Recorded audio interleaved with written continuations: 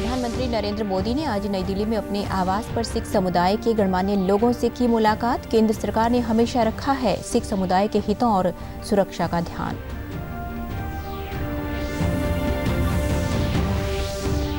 उप मुख्यमंत्री दुष्यंत चौटाला पहुंचे करनाल, कहा रजिस्ट्री गड़बड़ी मामले में केवल दोषी कर्मचारियों पर होगी कार्यवाही।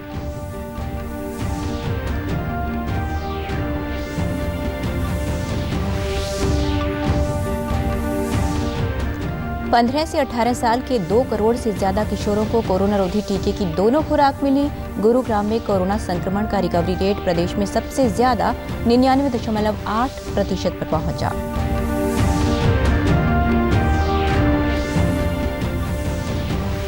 और जल जीवन मिशन के तहत महेंद्रगढ़ जिले में हर घर नल से पानी पहुंचाने का 95% से अधिक कार्य हुआ पूरा। 31 मार्च तक 100% कार्य पूरा होने का लक्ष्य।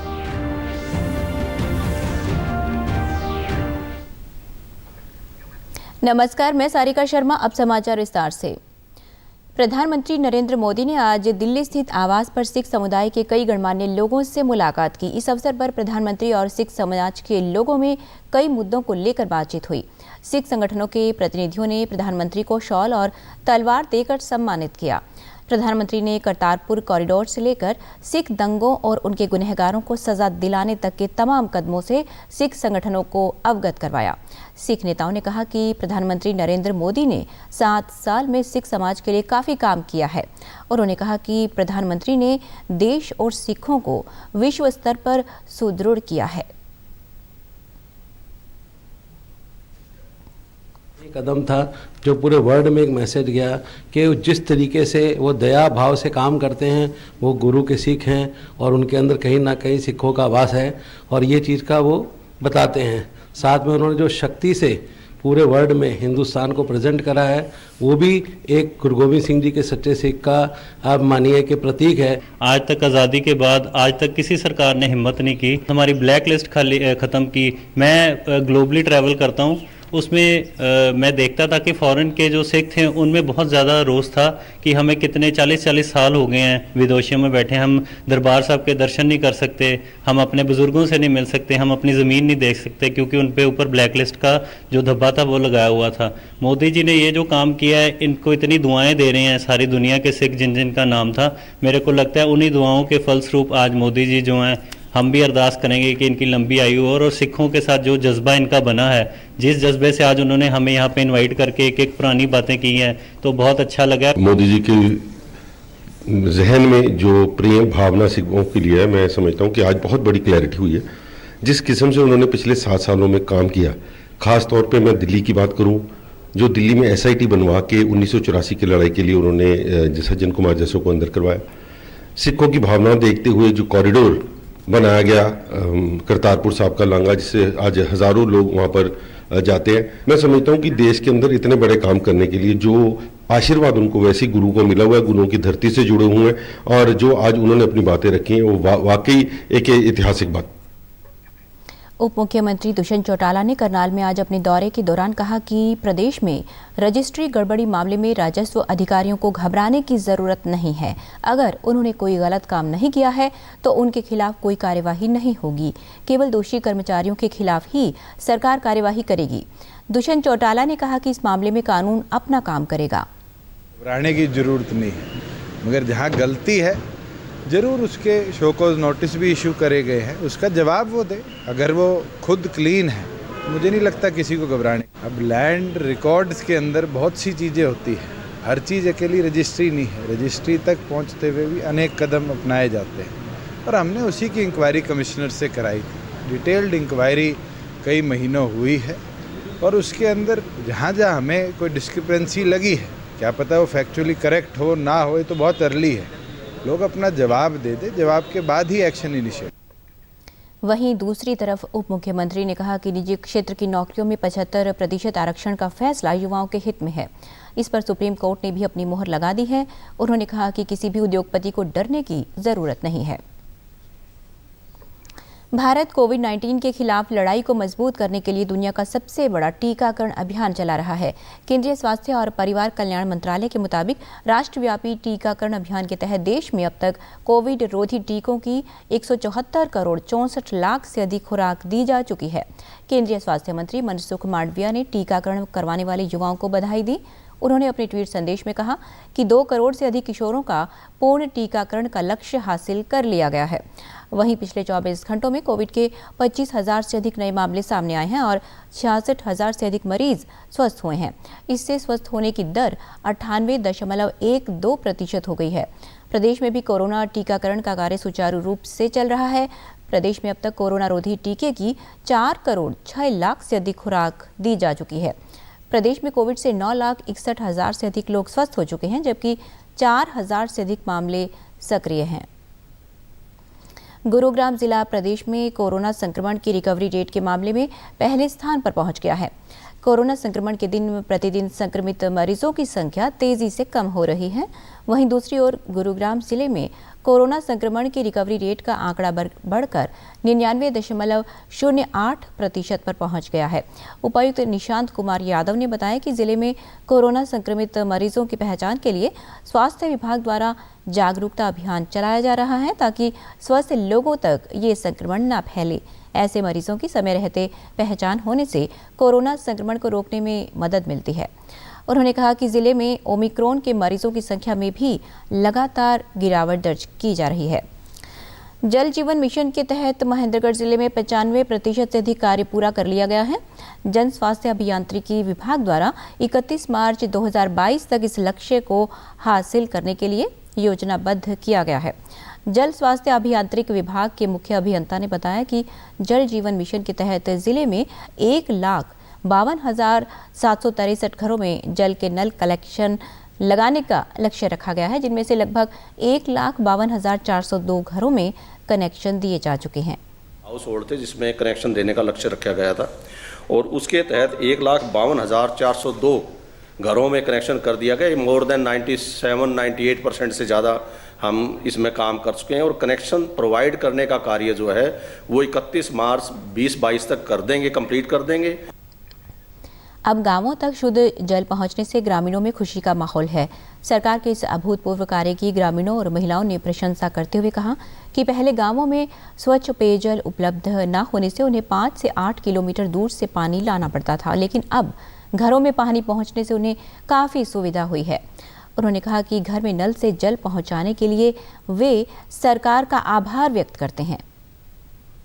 पहले हमारे यहाँ पानी की इतनी भयंकर तकलीफ थी कि औरतें, बच्चे सब 6-7 किलोमीटर पानी लेने के लिए जाते थे और आज ये व्यवस्था है पानी की कि 24 आवर्स पानी रहता है। घरों में भी पानी जाता है, टंकियां भी भरी रहती हैं। आजकल सेंट्रल गवर्नमेंट के चलते हुए, हरियाणा गवर्नमेंट के चलते हुए पानी की पूरी फैसिलिटी है, पानी की कोई दिक्कत नहीं है और अभी आने वाले अभी 22 तक घरों में भी कनेक्शन होने वाले हैं गवर्नमेंट के हिसाब से। पानी की खूब मौज है, पानी की खूब तरक्की है। सरकार ने हमारे लिए पानी खूब मौज कर दी है। घर के अंदर पानी आता, कहीं नहीं जाना पड़ता। पहले हमें 5-5, 7-7 किलोमीटर दूरी से पानी लाया करता था। पहले हमारे गांव में पानी की बहुत दिक्कत थी। अभी केंद्र सरकार ने हमारी पानी की व्यवस्था फुल अच्छे से, हरियाणा सरकार ने पानी की व्यवस्था की। पहले पढ़ाई में भी बहुत दिक्कत आती थी पानी के कारण, अभी पानी 24 घंटे रहने लग गया है, घरों तक भी पहुंचने लग गया है। भारत सरकार ने हमारे लिए पानी की बहुत सुविधा कर दी है। और पहले तो हमारे बच्चे स्कूल भी नहीं जाते थे और अब तो हमारे बच्चे स्कूल भी जाते हैं, काम भी सही तरीके से हो जाता है। पीने का पानी हमारे घर घर तक पहुँच रहा है। प्रदेश सरकार ने महिलाओं को सशक्त और शिक्षित बनाने के लिए कई महत्वाकांक्षी योजनाएं शुरू की हैं, जिनका लाभ महिलाएं बखूबी उठा रही हैं। मुख्यमंत्री विवाह शगुन योजना के तहत सरकार द्वारा गरीब परिवारों की लड़कियों, विधवाओं और निराश्रित महिलाओं की बेटियों को शादी के लिए अनुदान प्रदान किया जा रहा है। योजना के तहत 71,000 रुपये तक की आर्थिक मदद दी जाती है। योजना के तहत सरकार विधवाओं, निराश्रित महिलाओं और अनाथ बालिकाओं को 51,000 का शगुन देती है। गरीबी रेखा से नीचे रहने वाले अनुसूचित जाति, डीटी और टपरीवास समुदाय के परिवार को 71,000 रुपये का शगुन दिया जाता है। स्पोर्ट्स वुमेन व अनुसूचित जाति के अलावा अन्य जाति के गरीब परिवार और सभी वर्ग के परिवार जिनकी पारिवारिक वार्षिक आय 1,80,000 रुपये से कम है, उन्हें 31,000 रुपये का अनुदान मिलता है। मुख्यमंत्री मनोहर लाल ने कल चंडीगढ़ में हाई पावर परचेज कमेटी की बैठक में 1000 करोड़ रुपए के सामान की खरीद करने की स्वीकृति प्रदान की। मुख्यमंत्री ने कहा कि ये सरकार के लिए संतोष का विषय है कि सुप्रीम कोर्ट ने युवाओं को 75% आरक्षण दिए जाने के कानून पर निरंतर सुनवाई करते हुए फैसला सुनाने के निर्देश दिए हैं। उन्होंने कहा कि वहीं सरकार को ये भी छूट दी गई है कि वे इस कानून से जुड़े पंजीकरण आदि की आवश्यक प्रक्रिया पूरी कर सकते हैं। निरस्त कर दिया है और हाईकोर्ट को निर्देश दिया है कि इसकी वो रेगुलर सुनवाई करें और सुनवाई करने के बाद अपना फैसला दें। तब तक सरकार को ये छूट दे दी गई है कि वो अपने काम को आगे जारी रखें। रजिस्ट्रेशन है इंडस्ट्री का, वो भी हम करेंगे और जो उसके लिए प्रोसेस तय करनी है वो सारी प्रोसेस तय करके और उद्योग में हमारा 75% का जो हम हरियाणा के युवाओं को नौकरी के लिए उनको कह सकते हैं वो रास्ता साफ होगा। मुख्यमंत्री ने कहा कि CMIE द्वारा बिना सैंपलिंग के आंकड़े जारी करना अनुचित है। उन्होंने कहा कि प्रदेश सरकार के पास हर बेरोजगार व्यक्ति का पुख्ता आंकड़ा उपलब्ध है। मुख्यमंत्री ने यूक्रेन और रूस के बीच पैदा हुए संकट पर कहा कि इस पर विदेश मंत्रालय पूरी नज़र बनाए हुए है। उन्होंने कहा कि वहां रह रहे भारतीयों की हर संभव सहायता की जाएगी और उन्हें किसी तरह की परेशानी नहीं आने दी जाएगी। MEA minister of external affairs वो इसके ऊपर पूरी नज़र रखे हुए हैं और एक हर क्षण की जो जानकारी उनके पास है और जो भी वहाँ की सहायता के लिए, भारतीयों की सहायता के लिए जो संभव है वो सब किया जाएगा। डिप्लोमेटिक जो सारी बातचीत है वो सब चल रही है और मैं समझता हूँ कि भारतीयों को किसी प्रकार से कोई आंच नहीं आने दी जाए। कृषि एवं किसान कल्याण मंत्री जयप्रकाश दलाल ने कल चंडीगढ़ में विभिन्न किसान यूनियन के नेताओं और प्रतिनिधियों से बातचीत की। उन्होंने कहा कि प्रदेश के किसानों को समृद्ध बनाने के लिए प्रदेश सरकार प्रतिबद्ध है और विभिन्न किसान संगठनों से चर्चा करके नीतियों को कार्यान्वित करने का काम किया जा रहा है। कृषि मंत्री ने कहा कि प्रदेश सरकार द्वारा खरीफ 2021 की कपास, बाजरा व मूंग की फसल के खराबे की मुआवजे की 580 करोड़ रुपए की राशि DBT के माध्यम से भेजी जाएगी। उन्होंने कहा कि प्रदेश सबसे अधिक मंडियां बीमे की राशि देने, सब्जियों व फलों का बीमा करने के साथ फसल का सर्वाधिक भाव देने में अग्रणी राज्य है। कृषि मंत्री ने कहा कि किसानों की हर व्यवहारिक मांग को पूरा किया जाएगा। उन्होंने कहा कि इस वर्ष के बिजाई सत्र की योजना बनाई जा रही है जिससे किसानों को किसी भी प्रकार की समस्या का सामना नहीं करना पड़ेगा। दिए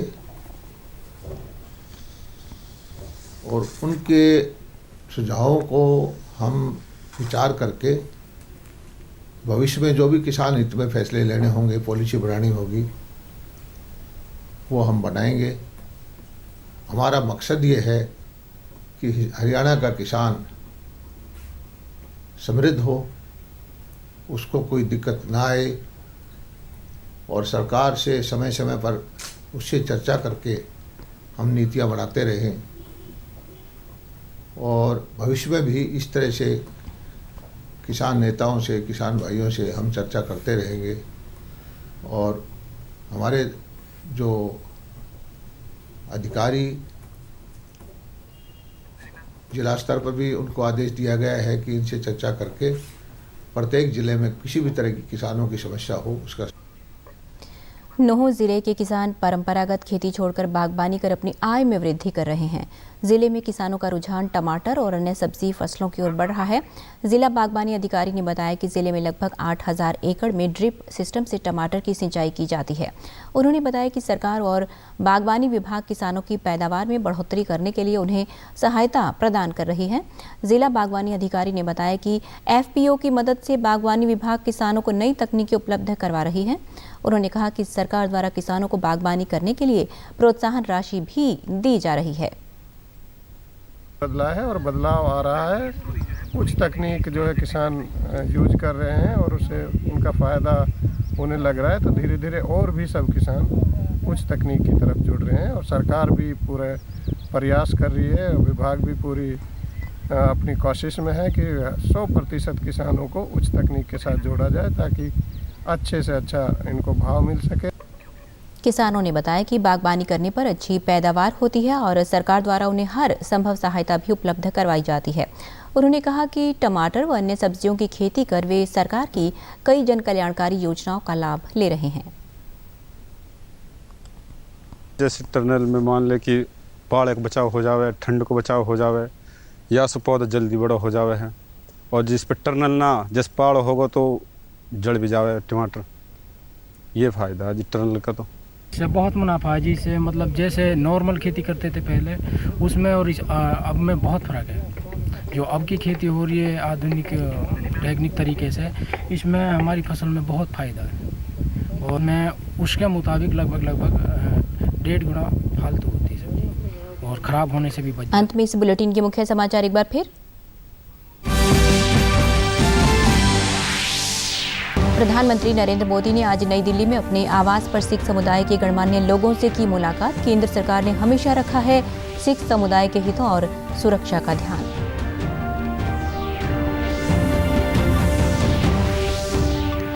उप मुख्यमंत्री दुष्यंत चौटाला पहुंचे करनाल, कहा रजिस्ट्री गड़बड़ी मामले में केवल दोषी कर्मचारियों पर होगी कार्यवाही।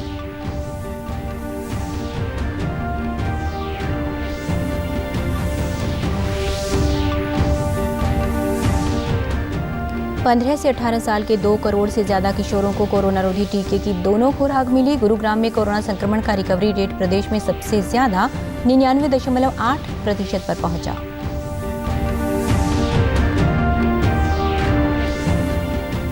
और जल जीवन मिशन के तहत महेंद्रगढ़ जिले में हर घर नल से पानी पहुंचाने का 95% से अधिक कार्य हुआ पूरा। 31 मार्च तक 100% कार्य पूरा होने का लक्ष्य। सभी दर्शकों से अपील है कि आप जब भी घर से बाहर निकलें तब मास्क जरूर पहनें, 2 गज की दूरी बनाए रखें और एक नियमित अंतराल पर अपने हाथ धोते रहें। और अगर आप पात्र हैं तो टीकाकरण अवश्य करवाएं, तभी आप कोरोना महामारी से बच सकते हैं। आज के बुलेटिन में बस इतना ही। नमस्कार।